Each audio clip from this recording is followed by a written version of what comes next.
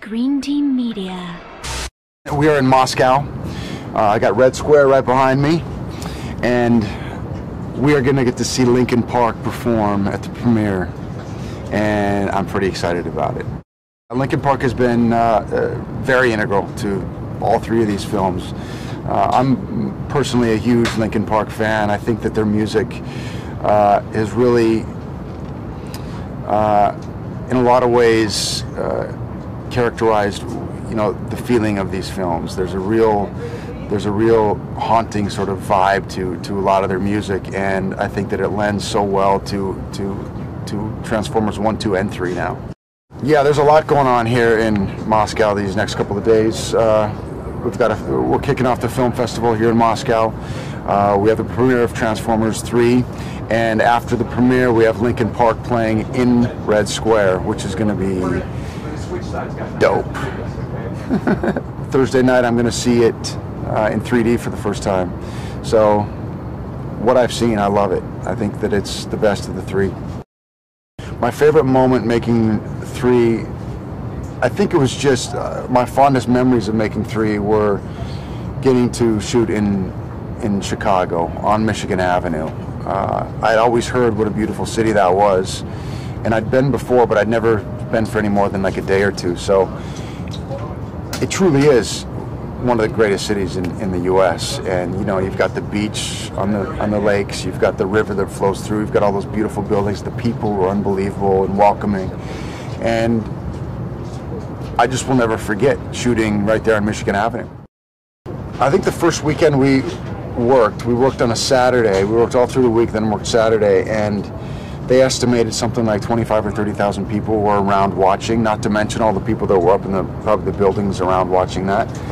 And we fed off of that. That was the energy that they had, and the excitement that they had while we were shooting there was infectious for all of us, because we'd spend an hour setting up this big action scene.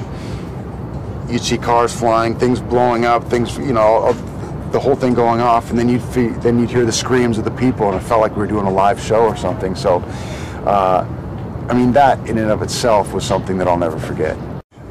The wreckers are race cars with guns attached. Now, if you're like me, that was like a dream come true when I saw that. I immediately went back to when I was a 10-year-old kid, and I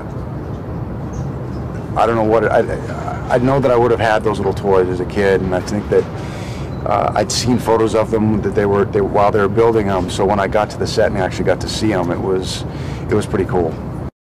What happens is we have no way of getting into the actual battle zone, the heart of the battle zone, and so we have to wingsuit into where all the action's at, because they're picking off every plane that we try to send in. And so either through helicopter or off the top of the Willis Tower, formerly the Sears Tower, or Trump Tower, we jump off in these wingsuits and throw our chutes out and dive right into the battle zone. So they hired these guys who are what they call precision jumpers to do this. And these guys would do this. They would jump off the 104th floor of the Trump Tower and land exactly where they needed them to land. And then I would step in for my close-up. Now, I don't know if anybody's going to believe it when they see the movie, but I hope that they think it's me.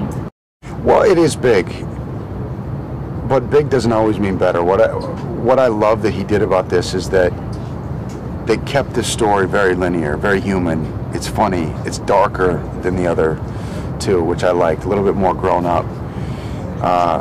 And then you marry that with these insane action sequences, and it's, I think, everything that you want to see when you go to a movie. And I just think that Michael Bay and the guys at ILM and all the people involved in making this film did an unbelievable job.